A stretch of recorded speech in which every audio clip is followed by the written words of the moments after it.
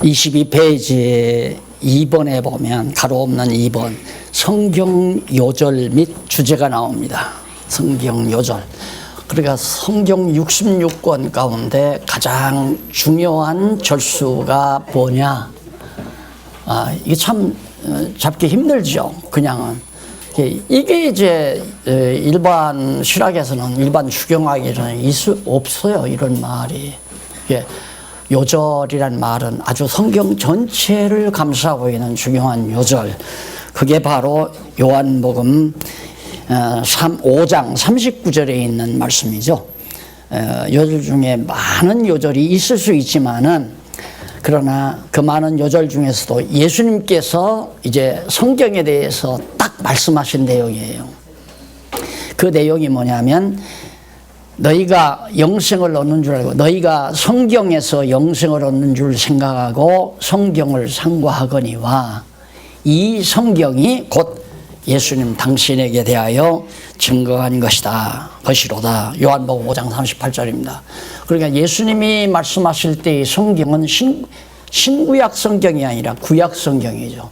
구약 성경밖에는 없었으니까. 구약이 뭐냐? 오실 예수님에 대한 증거 내용이다 이거예요. 그럼 신약은 뭐냐? 오신 예수님에 대한 증거가 신약 아니에요. 그러니까 결국 요한복음 5장 39절은 성경 전체의 요절이 될 수 있다. 제가 이해하기로는 이것이 가장, 왜 그러는가?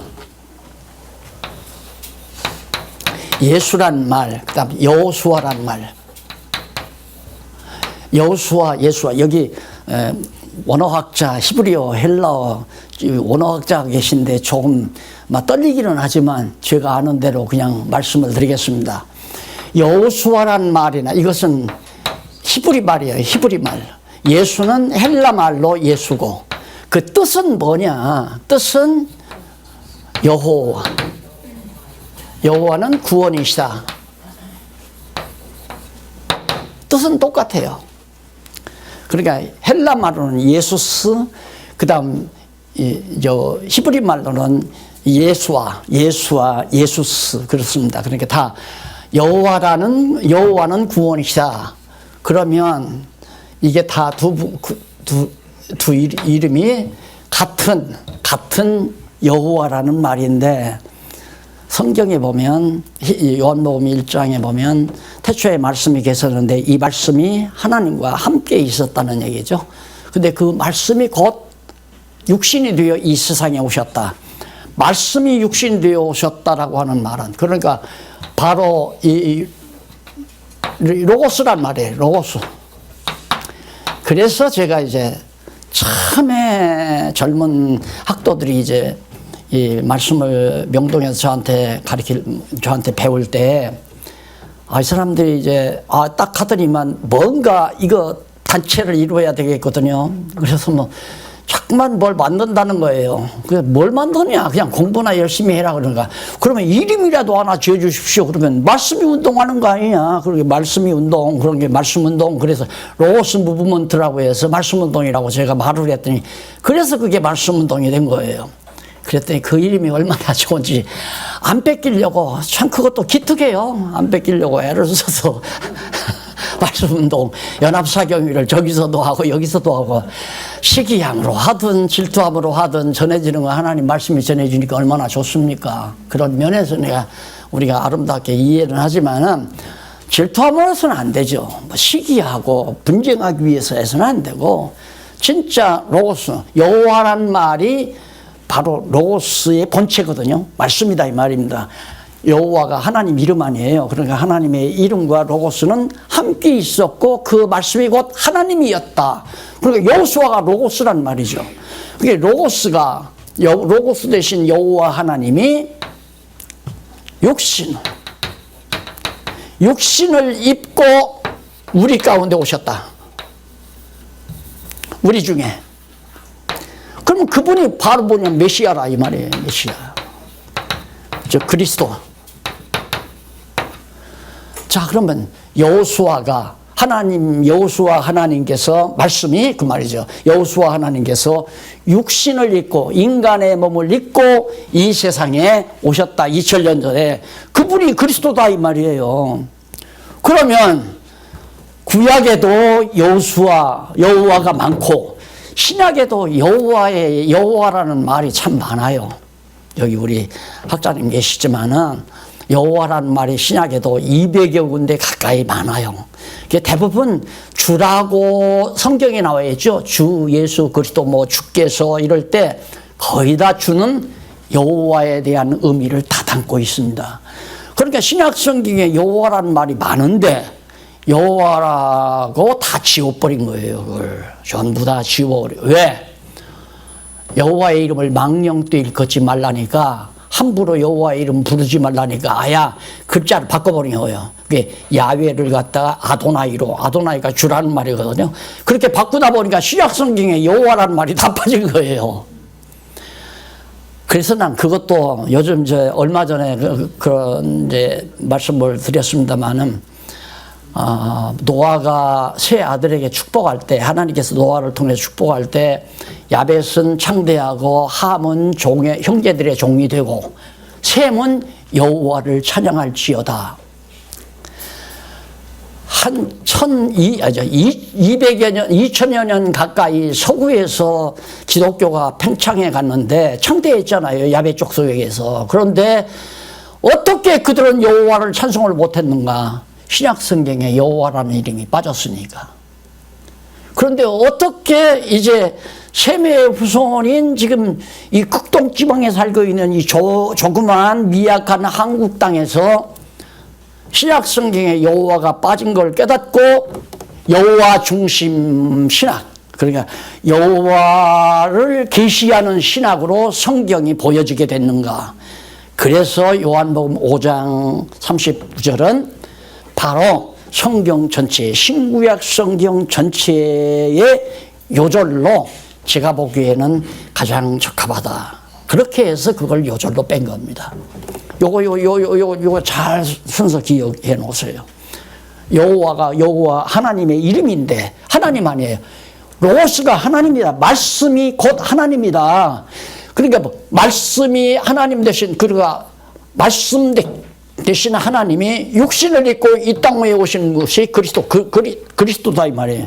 그러면 신약 성경인 그리스도 성취를 갖다가 증거하는 내용이 신약이니까 신약도 바로 뭡니까? 예수 그리스도에 대한 증거 아니에요. 오신 그리스도에 대한 증거. 구약은 간단해. 여기는 오실, 이 리을자 하나만 바꾸면 돼요. 여기는 오신. 요 리을하고 니은만 분별해도 진짜 하나님 살아계시구나. 맞죠? 다 끄덕끄덕 하잖아요. 이렇게 성경이 쉬워요. 하나님이 살아계신 증거가 뭐냐? 리을하고 니은하고 다르다. 예. 이건 이루어진 사실이고, 이건 이루실 말씀이고, 이루겠다고 하는 언약의 말씀이고, 말씀이 사실화됐다 그 말이에요. 그럼 어떻게 하나님께서 말씀한 것이 실제 역사의 사실로 되는가? 하나님 여호와 살아계시니까 그 말이죠.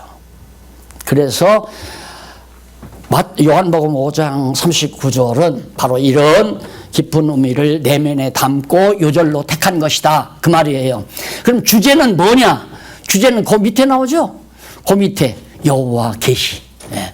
자, 성경 요절 및 주제 밑에 두 번째 문단 보시죠. 성경 전체의 주제는 하나님은 여호와이시다. 이것이 바로 주제고, 부제는 예수는 그리스도이시다. 이것이 부제고. 그러니까 구약은 하나님은 여호와이시다. 신약은 예수는 그리스도이시다. 이것이 이제 각각 내용의 주제들이라 이 말이에요. 그러면 이렇게 두 주제와 부제가 따로 나누어지지만은 이것이 바로 하나로 연결이 되는 거죠. 이는 하나님 여호와임을 계시하시려고 예수가 그리스도로 세상에 오셨기 때문에, 예수가 여호와께서 그 말이에요. 예수란 말은 여호와께서 육신을 입고 우리 중 세상에 오셨기 때문에 그 말이에요. 우리 중 오셨기 때문에 다시 말하면 영존하신 하나님께서 언약대로 이루시는 여호와 계시를 위해 말씀하신 하나님이 육신이 되어 그리스도로 세상에 오셨기 때문에 바로 하나님은 여호와시고 여호와이시다. 예수는 그리스도이시다. 이것이 곧 하나로 주제가 만들어질 수 있다는 얘기죠.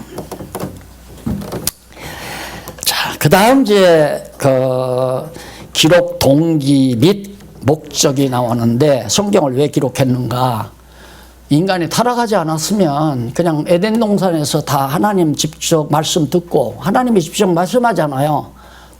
아담아, 너 다 과일 따먹지만 선악을 알게 하는 과일은 따먹지만 이렇게 직접 대화하고 살 수 있는 아름다운 무저시대 천국과 같은 그런 아름다운 곳이란 말입니다.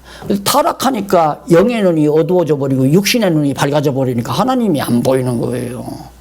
그러니까 지금 우리 타락한 인간은 보이는 것만 보지 안 보이는 건 못 보는 거예요. 그러니까 안 보이는 것과 보이는 것이 확실히 구분되잖아요. 그러니까 사람들은 과학이라고 하는 건 뭐냐면 안 보이는 건 없다고 생각하는 거예요. 이렇게 무식한 사람들이 어디 있어요. 여러분 보세요. 이 지구가 지금 공중에 매달려 있잖아요. 둥둥 떠 있단 말입니다. 떠서 빙글빙글 돌아가요. 돌아가는데 이걸 돌게 하는 힘이 안 보이잖아요. 그 다음에 이것이 공중에 매달려 둥둥 떠 있도록 압력을 가하는 그 압력의 역이라고 힘이 안 보이잖아요. 그럼 아무것도 없다? 그런 법이 어디 있어요? 안 보이는 것에 의해서 보이는 지구 땅덩어리가 우리 위치를 정해주잖아요. 이거 위치 정해주지 않으면 이 지구가 제멋대로 태양 가까이 갔다? 그럼 우리 순간 다 숯덩어리 되잖아요. 태양 조금만 가까이 가도. 조금만 더워도 그냥 부채질하고 막 더워. 나도 지금 저거를 벗었잖아요. 좀 더우니까. 더 가까이 가면 그냥 바싹 다 숯덩어리 되고 막 지구고 뭐고 다 말할 것도 없어요. 보이지 않는 것에 의해서 보이는 것이 이렇게 존재하고 있는데 과학이랍시고 그게 뭐 대단한 진리인 것처럼 대단한 학문인 것처럼 지금 호들갑 떨지만은 전부 국록받아 먹으면서 그 연구소에서 국가에서 다 먹여 살리잖아요. 연구원들. 그러니까 허튼 소리 가끔 한 번씩 신문에다 공포하는 거죠. 그렇게라도 해야 밥 먹는 체면이 쓰잖아요. 맞잖아요. 내가 너무 과격하게 얘기한다고 하지만 하여튼 무신론에 대해서는 제가 너무나도 정말 신경이 곤두서요. 너무 확실한데 하나님 계신 게. 그런데 하나님 없다고 하니까 열받잖아요. 그래서 우리의 싸움은 무신론과의 싸움이에요. 아이고 이 땅덩어리 이 건물 덩어리 갖고 그리스도 안에서는 다 형제 아니야. 이것 가지고 앙숙 싸우고 욕하고 비난하고 부모가 여행 갔다 돌아와서 장난감을 하나 5살, 7살짜리한테 장난감을 사다 주니까 딱 앉아서 두 부부가 차 마시면서 보니까 그거 갖고 네 거야, 내 거야. 야, 네 거가 크다, 내 거가 크다. 이거 막 하고 쥐어받고 울고 난리치는 거예요. 그 꼴이나 똑같다고 나는 생각하는 거예요. 이게 뭐가 그렇게 중요한 거라고. 그냥 네 거냐 내 거냐 너 들으면 안 된다 못 들은다. 꼭 애기들이 할아버지가 자꾸만 날 잔소리 많이 하시니까 할아버지 가! 하고 문 꼭 걸어 담고 못 들게 하는 거는 꼭 그런 식이죠. 내가 왜 이런 이야기까지 하죠? 아무것도 아니라는 거예요. 이 진리가 얼마나 중요한 거니까. 이 진리가 얼마나 중요한 건데 우리가 이거 찾으면 옛 사람들 하나님 모르는 사람들은 그런 말을 했어요. 아침에 진리를 터득하고 저녁에 죽여도 여한이 없다. 그게 인간이에요. 우리가 이 세상 태어나서 여호와 경외하기를 배웠으면 가는 것이 여한이 없는 거죠. 안 그래요? 여한이 없는 거 아닙니까? 여호와 경외하기 배우기 위해서. 그래 내가 오죽하면 목사님들에게 노래를 다 가르쳐 드렸다니까. 너는 이 세상에 왜 왔니? 여호와 경외하기를 배우러 왔단다. 네. 진짜 우리 세상이 뭐하러 가요? 여호와 살아계신 확실히 믿고 여호와 경외하기를 배웠으면 이제 배운 대로 천국 가서 그렇게 살면 되잖아요. 그것이 영원한 제사의 삶이고 산제사의 삶이고.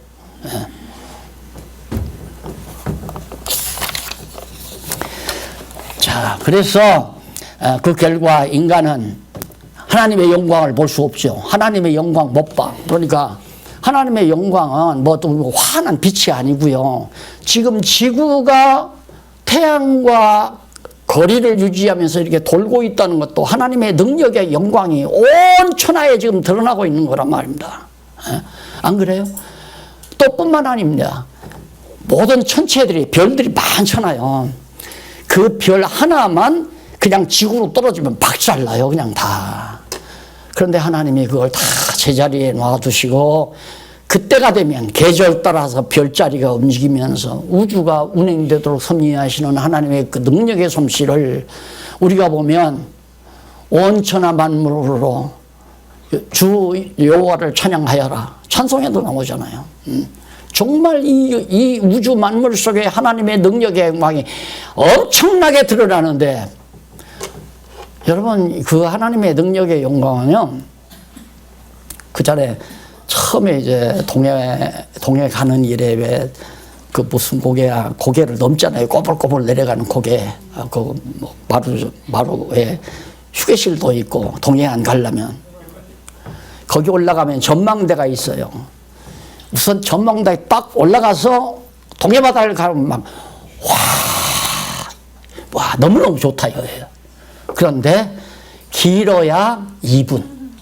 와 하다가 막 서로 와 좋다 하다가 조금 지나면 우리 동해안 가서 뭐 먹을까? 순간이에요. 순간. 그러니까 우리의 육신의 눈을 즐겁게 하는 우리 고사님 가서 보니까 참 재밌어.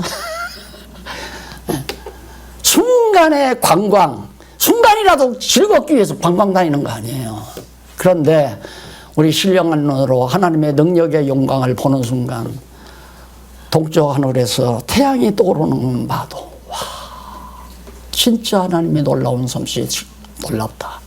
이렇게 하나하나 들의 이름 모를 꽃 한 포기를 봐도 공중을 나는 새 한 마리를 봐도 너무너무 다 놀라운 하나님의 능력의 영광이 다 드러나잖아요.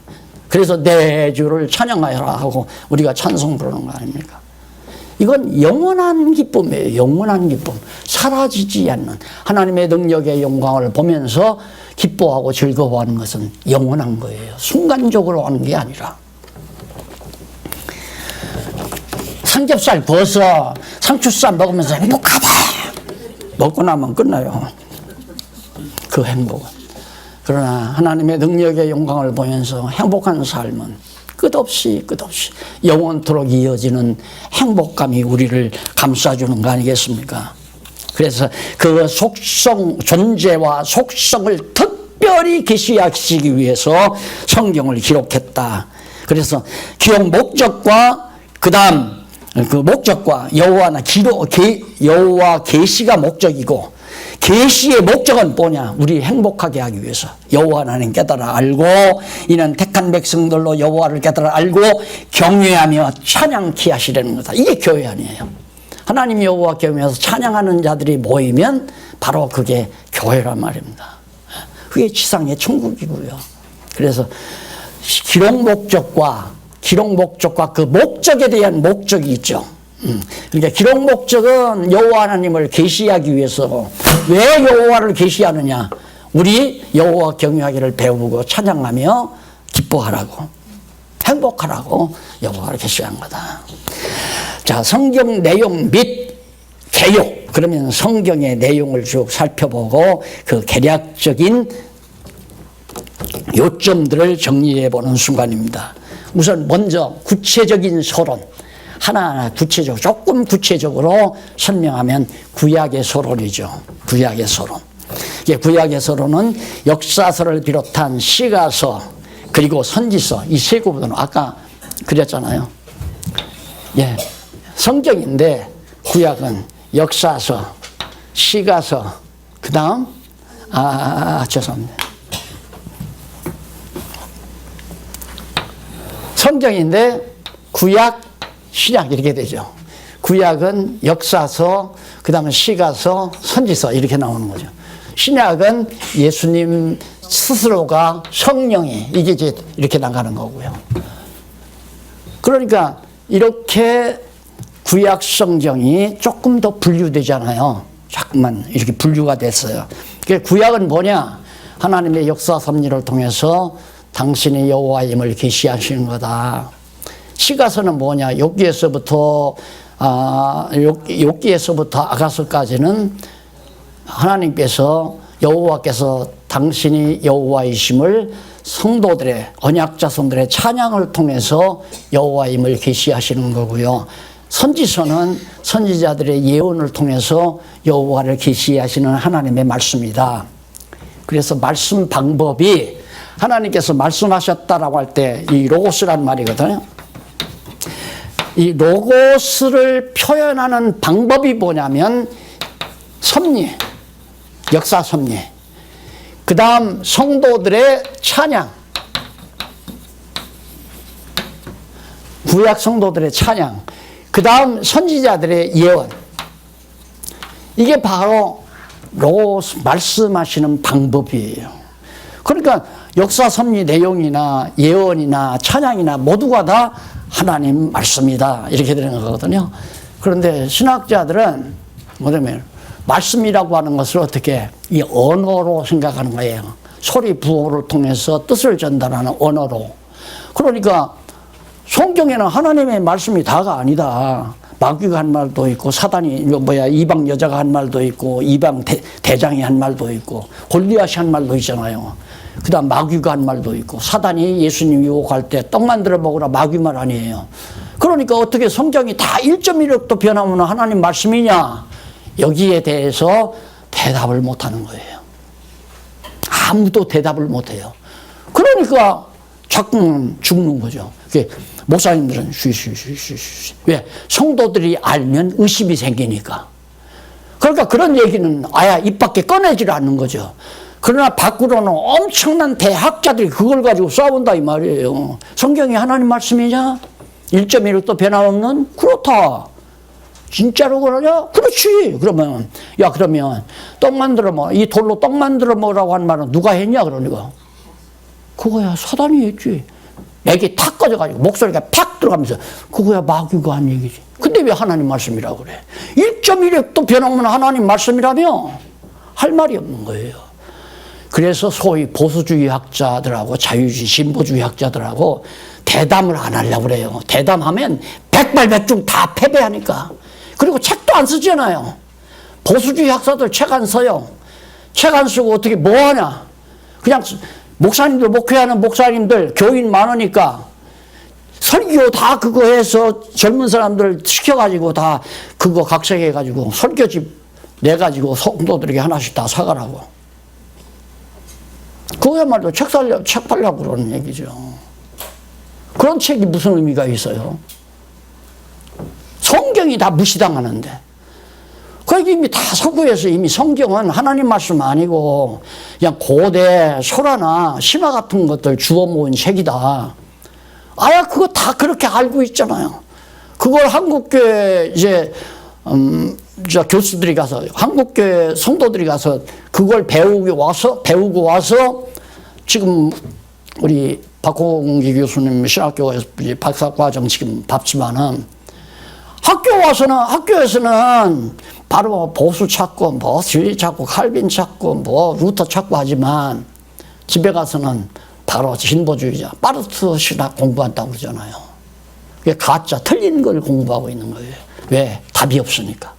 답이 없는 거예요. 그래서 저는 지금 이 강의가 물론 여기 계신 성도님들도 중요하죠. 정말 중요하죠. 왜? 우리가 합력해서 진리 싸움을 해야 될 역군들 아니에요. 근데 이 강의가 여기에서만 있는 게 아니라 지금 세계로 퍼져나가죠. 지금 실시간에 퍼져나가거든요. 국내에서도 지금 실시간에 듣는 분들이 많아요. 아, 저는 오늘 바빠서 못 나가요. 근데 실시간 그 시간에 그냥 들을 거예요. 그런 얘기도 제가 많이 들었거든요. 그렇죠. 여기 와서 들으나 실시간 바로 아이폰으로 듣거나 아무래도 핸드폰에 다 나오잖아요. 스마트폰에. 우리 김장로님이 기술이 좋아가지고요. 아주 편리하게 공부하도록 다 만들어 놨다니까요. 정말 이 싸움은 해야 되잖아요. 하나님의 말씀을 완전히 무시해버리는 이 적그리스도 무리들하고는 우리의 싸움의 대상이죠. 주먹 쥐고 싸우는 게 아니잖아요. 진리 체계로, 논리적으로. 지금 이런 구체적인 논리, 이런 구체적인 논리를 전개해서 너 진보주의 신학자들이 얼마나 무식한가를 좀 깨달아라. 지금 그거 아닙니까? 제가 이 나이에 지금 이렇게 열내는 이유가 뭐예요? 너무 분명하니까. 너무 분명하고 확실한데 지금 가짜들이 판치고 있다 이 말입니다. 이건 우리가 싸워야 되죠. 진리 싸움을 해야 된다 이 말입니다.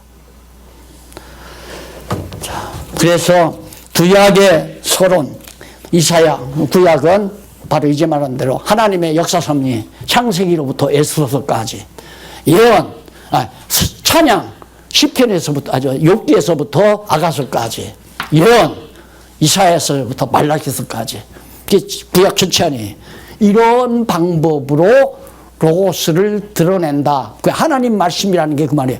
이런 방법을 통해서 가기야 거기여 가라 오라 먹어라 잠자라 그런 방법으로 하는 게 아니라 이런 언어 하나님의 언어 방법이 말씀하시는 방법 이것이 역사 섭리란 말입니다. 말씀하시는 방법 구약 성도들의 찬양 말씀하시는 방법 선지자들의 예언 이런 방법으로 하나님이신 로고스를 계시하신다 이 말이에요. 로고스가 말씀이 곧 하나님 아니에요. 이게 말씀을 계시한다 여호와를 계시한다 똑같은 말이에요. 그 다음 넘어가서 24페이지에 보면 거기 잠깐 나왔네요. 고딕체로 조그맣게 읽은 거 한번 보십시다. 24페이지 두 번째 문단은 주 가로 해놨죠. 각가로. 구약 번역서에 메시아라는 단어가 한 곳도 없습니다. 구약에는 메시아. 그런데 나는 구약이 뭐냐? 메시아 언약이라고 말을 했는데 구약 성경에 한마디도 안 나오는데 어떻게 메시아 언약이라고 말하느냐. 참 놀랍죠. 어떻게 한마디도 없는 메시아 언약이라고 하는 것을 메시아를 언약하신 여호와께서 메시아를 언약한 내용이 구약이다. 이걸 어떻게 찾았는지 내 재주로는 못 찾죠. 진짜 내 눈으로나 내 재주로는 못 찾아요. 성경 전체에 흐르는 맥을 하나님께서 보여주고 그 맥을 보니까 메시아 그리스도라는 게 너무너무 중요하다. 그래서 예수님도 성경은 내게 대하여 그리스도인 내게 대하여 증거한 것이다. 이렇게 어우러지가 너무 분명한데 그러면 왜 구약에 한마디도 없느냐. 그 이유는 기름 부음 받은 자 이 말은 많아요. 구약 성경에 기름 부음 받았다는 말은 이게 메시아라는 말이 뭐냐 기름 부음 받은 자라는 뜻이거든요. 그러니까 이걸 명사로 그냥 메시아 그렇게 번역했으면 성경을 찾기가 이미 서구신학에서 다 찾았겠죠. 그러면 만약에 그렇게 해놨으면 하나님께서 그렇게 해서 눈을 어둡게 한 것 같아요.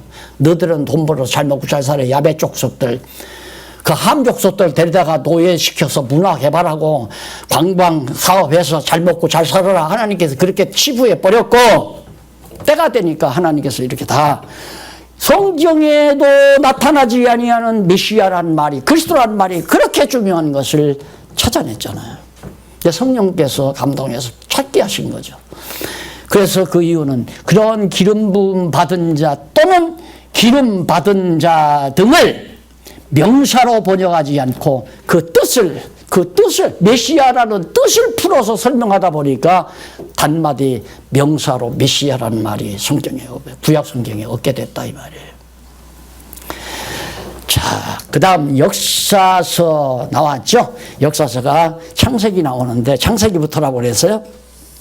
그럼 창세기의 기자 및 기록 연대 나오는데 창세기는 이스라엘 자손이 애굽에서 해방될 때 지도자였던 모세가 바로 기록을 했는데 그 연대는 그가 주로 활동하던 1500년 주전 1500년식이죠. 요절은 뭐냐?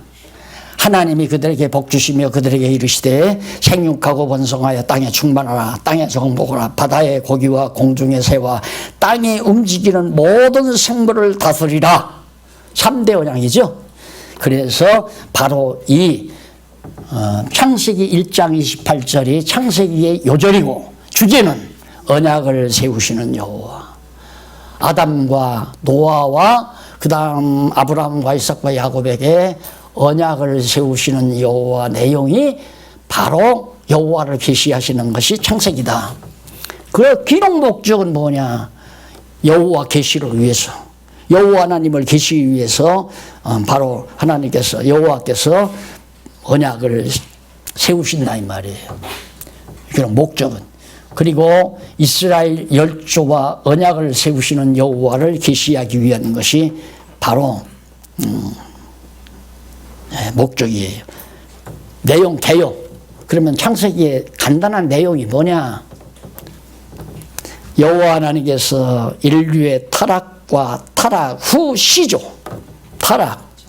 인류의 타락과 타락 후 시조 및 선민의 열조에게 언약하시고 언약 자손을 보호하며 형통케 하심에 대한 계시 내용이 바로 창세기 내용이에요. 언약 자손들에게 언약을 하시고 언약대로 그대로 형통함을 주는 내용이 바로 창세기의 내용이다. 그래서 결국 창세기는 언약 자손, 야곱의 자손들이, 이스라엘 자손들이 정말 그 험악한 애굽에 가서 살 수 있는 터전을 얻고 농사짓고 사업을 하고 양도 먹이고 자손들이 잘 살면서 야곱이 죽고 그 다음 형제들이 거기서 번창해서 잘 살아가는 장면이 창세기 마지막 판에 나오잖아요. 그 언약, 아브라함에게 언약한 대로 그대로 해주구나 이 말이죠. 그럼 출애굽기는 뭐냐? 출애굽기 역시 모세가 기록한 거예요.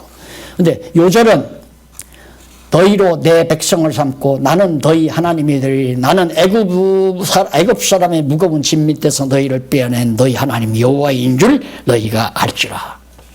결국 여호와 하나님을 알게 하기 위해서 요셉이 죽고 나니까 창세기에서 이제 요셉이 죽잖아요. 그러면서 죽으면서 예언을 하죠. 나 죽거들랑 내 유고를 바로 이 애굽 땅에다 붙지 말고 나를 내 유고를 가나안 땅 아버지 야곱이 붙여 있는 글로로 날 데리고 가라. 그렇게 언약을 해놓고는 유언을 하고 요셉이 죽어요. 요셉이 죽은 다음에 출애굽기에 가보면 막 다른 요셉을 알지 못하는 바로가 왕이 되더니만 이스라엘 백성들을 막 학대하잖아요. 아들들 낳으면 다 죽이고 그런 어려운 시절을 400년 동안을 보냅니다. 그런데 하나님께서 그들을 다 건져내가지고 홍해바다 건너게 해서 시내산에서 언약의 말씀, 율법을 주고 그리고 그 언약 백성들을 거룩하게 해서 하나님의 백성으로 삼는 하나님은 이스라엘의 하나님이 되고 이스라엘 자손은 하나님의 백성으로 삼는 그런 내용이 이제 출애굽기에 나옵니다. 그 다음 기록 목적은 이제 바로 지금 말한 대로 역시 여호와 계시를 위해서 이스라엘의 열조 언약대로 언약 자손을 애굽 종되었던 집에서 인도하여 해방시켜내는 내용이죠. 그래서 백성을 삼는 여호와. 내용 개요는 역시 간단합니다. 생육과 언약 자손의 생육과 도전을 통해서 애굽에서 해방시켜 보호하시고 언약을 세우신 섭리에 대해서 기록하는 내용입니다. 언약을 세운 것은 이제 시내산 언약을 말하는 거죠. 그 다음 레위기 기자와 기록년대 모세가 역시 1500년 전에 요절은 너희는 나의 성호를 욕되게 하지 말라. 욕되게 말라. 나는 이스라엘 자손 중에서 거룩하게 함을 받을 것이니라. 나는 너희를 거룩하게 하는 여호와요. 그것이 바로 23절로 32절. 레위기는 하나님께서 율법과 규례와 율례를 주는 내용이 바로 레위기 아니에요. 그렇게 준 이유가 뭐냐면 하나님은 이스라엘 백성을 거룩하게 하고 또 이스라엘 백성 하나님을 거룩하게 여기어주고 그런 관계가 되기 위해서 레위기를 기록하게 했다 하는 얘기예요. 그 다음 내용 개요는 간단해요. 모세로 하여금 언약 백성에게 언약 백성에게 예물 규례, 하나님 앞에 죄졌을 때 예물을 드려서 거룩하게 되는 제사 규례와 성화 규례를 선포케 하신 섭리가, 왜? 이스라엘 백성은 하나님의 백성이니까 거룩하게 하셔야 돼요. 근데 너희가 거룩하게 살라가 아니라 내가 너희를 거룩하게 해주마, 그 말이에요. 이것이 이제 오늘 우리 성도들이 성화 과정에 대한 모형 아닙니까? 그런데 신학교에서는 성화는 우리 인간의 노력으로 해야 한다는 거예요. 다른 건 다 하나님이 다 하는데 거룩하게 사는 것만은 우리 인간이 노력을 해야 된다. 거짓말 아니에요? 잘못된 얘기죠. 성경을 모르니까. 구약에 보면 하나님께서 거룩하게 해요. 그냥 죄졌죠? 죄졌으면 죄인인데 어떻게 거룩하게 하나? 애매하게 짐승 잡아서 피 흘리게 만들어요. 그리고 그 짐승에게 내가 지은 죄를 다 덮어 씌워요. 짐승은 공연히 불쌍하죠. 그 짐승 죽어서 피 흘리면 그 피 갖다 뿌리면 너는 거룩하게 됐다 이 말이에요. 하나님이 우리를 거룩하게 하니까 거룩한 백성 되잖아요. 제가 한때 10대에 성자 되려고 몸부림치고 20대에 성자가 안 되니까 울고불고 그런 해답을 이런 데서 깔끔하게 얻게 되지니까 그 이상 더 놀라운 보화가 어디 있겠어요. 우리는 거룩한 백성이에요. 왜? 하나님께서 예수 피 통해서 우리를 거룩하게 했으니까. 예, 우리는 우리 공로로 거룩해지는 것이 아니라 하나님이 당신의 백성이니까 거룩하게 만들어 주시는 거거든요. 그것이 레위기고, 신명기는 이제 가나안 땅 들어가서 살아야 될 백성들에게 모세가 다시 한번, 왜? 광야에서 40년 동안 살면서 태어난 자식들이 있잖아요. 그 태어난 자식들에게 하나님이 지금까지 역사한 걸 다시 한번 재교육을 시켜야 하잖아요. 공부 안 했으니까. 그래서 신명기에서 재교육을 시키는 건데, 바로 그래가지고 재교육을 시키기 위한 여호와이시다. 바로 주제가. 신명기는 재교육을 시키는 여호와를 계시하는 내용이다.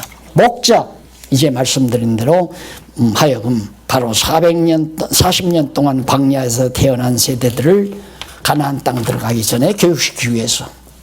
여호수아, 이건 여호수아가 기록한 거예요. 예, 바로요. 그래서 가나안 땅 들어가죠, 여호수아가. 그러듯이 예수가 우리를 안식의 땅으로 이끌어 가는 거예요. 예. 여호수아는 이스라엘 백성들을 가나안 땅, 안식의 땅으로 데려왔지만 예수 그리스도는 우리를 신령한 안식, 참 평안을, 수고하고 무거운 짐진 자들아 다 내게로 오라. 내가 너희를 편히 쉬게 하리라. 이제 그리스도를 믿으면, 아까도 만족하지 않아요. 아직 불만이 있으세요? 공부 더 하시면 돼요. 아직도 짜증이 나세요? 공부 더 할 사람이에요. 마음이 편안하고 범사에 감사하고 항상 기쁨이 있고 내 욕심을 구하는 것이 아니라 하나님의 뜻을 구하면 졸업자입니다. 바로. 그게 졸업 시험에 패스한 거예요. 사사기. 거기 다 기록됐으니까 간당 전이야. 사사기 때는 이제 마지막 이제 여호수아를 통해서 가나안 땅까지 인도해 줬잖아요. 그러면 앞으로 계속해서 그 위에 태어나는 사람들 또 공부를 시켜야 되잖아요. 그게 사사기예요. 사사기 한 200~300년 동안 사사들을 세울 때는 여호와 경외하면서 잘 살아요. 근데 사사가 없을 때 하나님이 사사를 안 세워요. 그러면 다 자기 소견에 오른 대로 살아요. 그 사람들이 불쌍한 사람이죠. 그러니까 하나님의 말씀을 제대로 가리키는 자가 있을 때 생존한 것은 복받은 사람이에요. 그러나 우리 과거 시대에 그걸 나라만 연결시키지 마십시오. 성경을 바로 깨닫는 게 매우 중요하니까. 성경을 모르고 무조건 따라서 했던 그 시대는 약간 불쌍한 사람이에요. 제대로 신앙 성숙하지 못하고 결국은 미숙한 상태에서 하나님 나라 백성으로 살게 되니까 기쁨도 없고 짜증도 생기고 늘 자유함도 없고 이런 결과가 맞이는 거죠. 그래서 사사시대에는 계속 하나님의 백성이 제대로 된 백성인가를 계속 시험하는 단계가 바로 사사시대 내용입니다. 그렇게 시험을 통해서 다 깨닫게 한 다음 결국 하나님께서 룻기 나오죠. 룻기에 보면 룻기는 누가 기록했는가? 마지막 사사인 사무엘로 전해지고 있습니다. 그냥 전해지는데 학자들 세계에서 전해지는 것은 바로 마지막 사사가 사무엘인데 이 사무엘이 기록을 했다는 겁니다. 그 기록 연대는 물론 사무엘이 활동하던 천년 전에, 천년. 그러니까 벌써 모세로 따지면은 모세는 1500년이니까 500년 차이가 있잖아요. 모세가 죽어도 한참 먼저 죽어서 다 분토가 돼서 없어질 그 무렵에 룻기 섭리를 하나님께서 하시는 거예요. 그럼 룻기는 뭐냐? 기자 및 기록 연대가 거기 나오는데 천년에 기록했는데 요절은 여호와께서 이 소년 여자로 내게 후사를 주사 내 집으로 다말이 유다에게 낳아준 베레스 집과 같게 하시기를 원하노라. 4장 12절. 여기 나는 이 요절을 보면서 꼭 다말이 유다에게 낳아준 그 얘기는 안 해도 되잖아요. 안 그래요? 그 사무엘이 그걸 왜 기록하느냐 이 말이에요. 그 치부를. 다말이 낳은 건 유다가 자기 며느리를 덮쳐가지고 낳은 게 베레스와 세라 아니에요. 자, 그러면 보십시다. 만약 유다가 며느리를 덮치지 않았으면 다윗이 낳는가 못 낳는가? 다윗이 출생해야 못해요. 못하죠. 유다는 그걸로 단절돼 버린 거예요. 자손이 끊어져 버린단 말입니다. 아들 다 죽어버렸으니까 겨우 며느리 하나 남았는데 아들들은 아직 어리고 그러니까 다말이 자기 남편, 자기 시아버지를 유혹해서 덮치게 해가지고 자기가 아이를 쌍둥이를 낳았다며 베레스와 세라를. 근데 그게 이어져가지고 결국은 다윗 왕이 나잖아요. 이걸 가리켜서 하나님께서는 악인도 그런 악한 행위도 악인도 악한 날에 하나님께서 적당하게 쓰시려고 하나님이 다 지어 놓으셨다. 그러니까 유다가 다말을 덮치는 그런 악한 행위도 며느리를 덮치는 악한 행위도 하나님이 적당하게 쓰시려고 그렇게 하게 하셨다. 왜? 인간색이란 다 추하고 더러운 것뿐이에요. 행하는 건 마다. 하나님이 인정 안 하시면 다 우리도 죄인이고 다 거룩하지 못한 백성이고. 근데 하나님은 그걸 내가 그 요셉경도 그러잖아요. 만약에 형제들이 요셉을 미워하지 않고 애굽으로 팔아먹지 않았으면 흉년에 야곱 자손이 다 죽어버렸죠.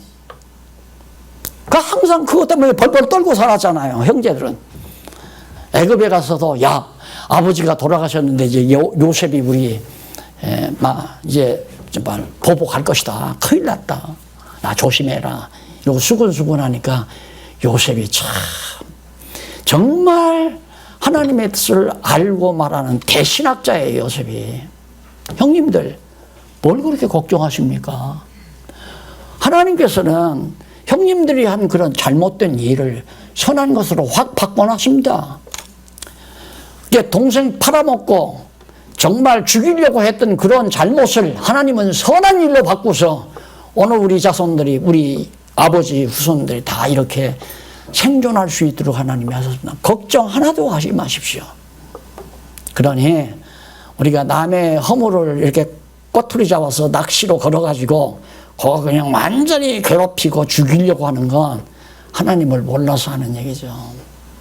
하나님을 알면 팔리면 팔려가고 음매하게 주인 마누라가 또 막 얼마나 애매하게 왜 요셉이 자기를 덮쳤어요? 자기가 요셉 덮치려다가 실패하니까 거짓말로 자기 남편이 오니까 저 요셉처럼 내쫓아야 한다고 저거 가만 놔두면 안 된다고. 이거 보십시오. 요셉의 옷 아닙니까? 이놈이 날 덮치려고 내 방에 들어섰다고. 그러니까 이 바보 같은 남편은 그러니까 아내 말만 잘 듣는다고 명분이 아니라니까. 아내들은 거짓말 잘하는 아내들도 많단 말입니다. 함부로 들으면 안 되죠. 부정을 해야죠. 그러니까 이 병신 같은 남편이 요셉 갖다 감옥에 갇혔어요. 가둬놨잖아요. 지금 같으면 변호사 세워가지고 뭐 증거품 대고 하면서 난리 났겠지만 감옥에 가두려면 감옥에 가둬라. 이 길이 애굽의 총리가 되는 길이다. 아닙니까? 맞지 않아요. 그러니 우리가 성경을 깨닫고는 억울한 일도 없고 남 비유할 필요도 없고 사정할 필요도 없고 사람들의 힘을 의지할 필요도 없고 살아계신 여호와 하나님만 믿고 살아가는 마다죠.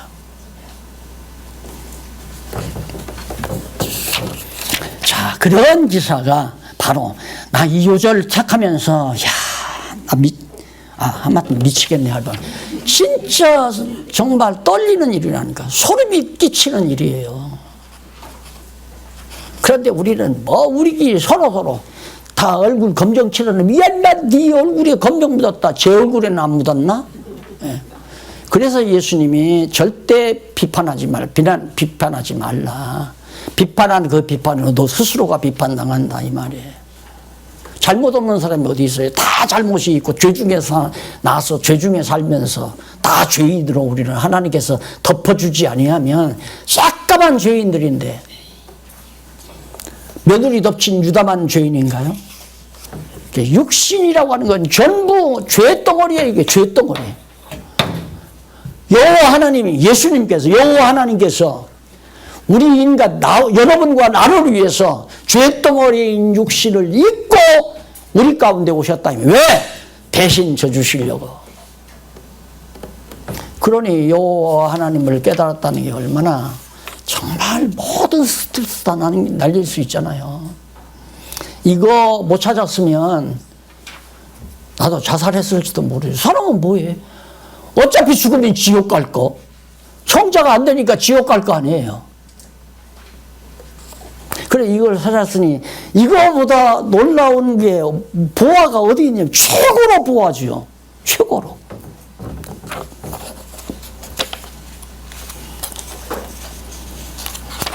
시간이 바쁘니까 그 정도 하고 넘어가십니다. 사무엘 상하 여기에는 바로 사울왕과 다윗왕 관계가 나옵니다. 사무엘 상에는 사울왕 거짓왕 인간들이 요구해서 세운 왕, 사무엘 하에는 하나님께서 정해놓고 유다에게서 다말에게서 낳은 베레스와 세라의 혈통을 통해서 나온 예수가 바로 맞죠?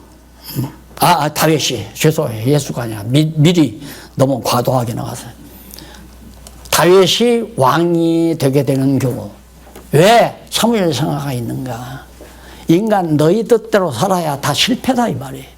너희들 소원대로 살아야 전부 다 실패다. 사울왕 실패했잖아요. 하마터면 골리앗에게 완전히 이스라엘 다 망할 뻔 알았죠. 근데 힘없는 다윗이 나가서 돌멩이 하나로 골리앗 해치우잖아요. 그게 하나님의 능력으로 언약한 말씀 따라 이스라엘 왕 나라를 세워준다고 하는 확증을 사무엘 상하에서 보여주는 거예요.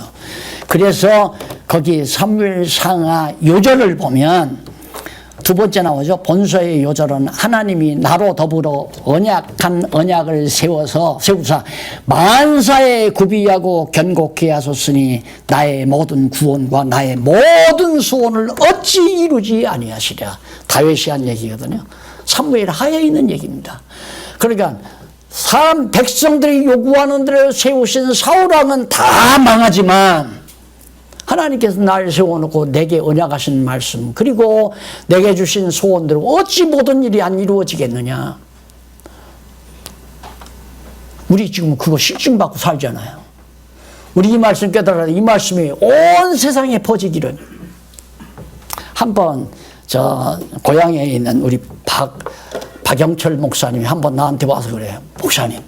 그때 이제 막 선교가 시작이 돼요. 목사님이 그때 농촌에서 가르칠 때 그때 5대양물과 6대 터전이 우리를 부른다고 교가를 만들어 부르게 했거든요.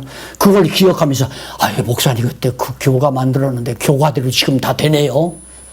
그 안 될 걸 내가 된다고 했겠어?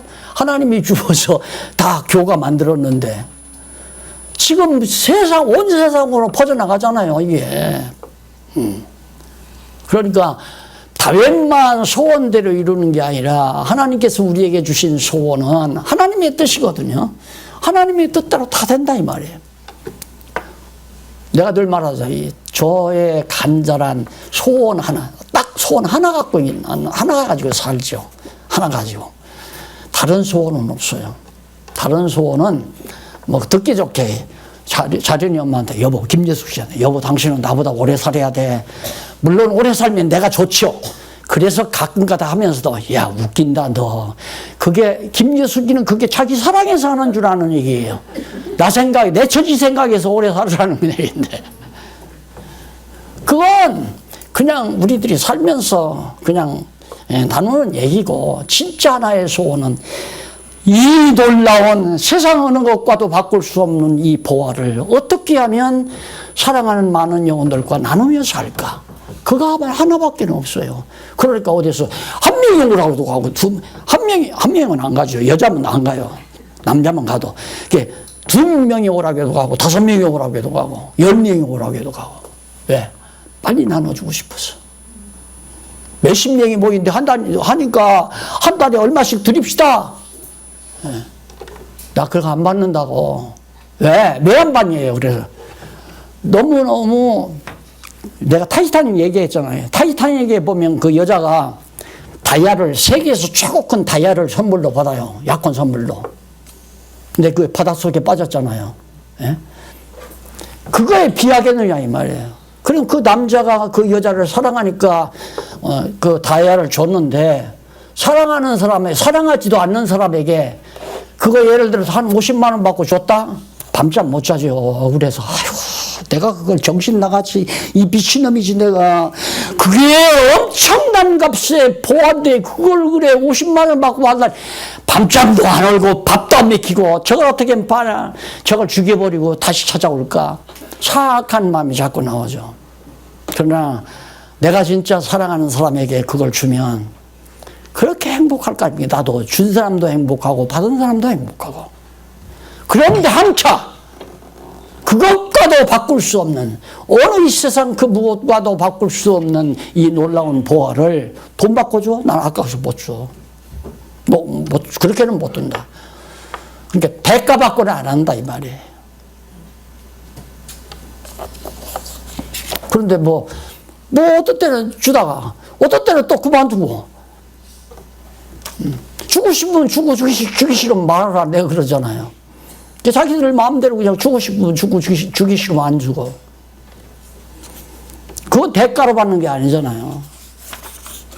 몇 번 주다가 그냥 끝나버리고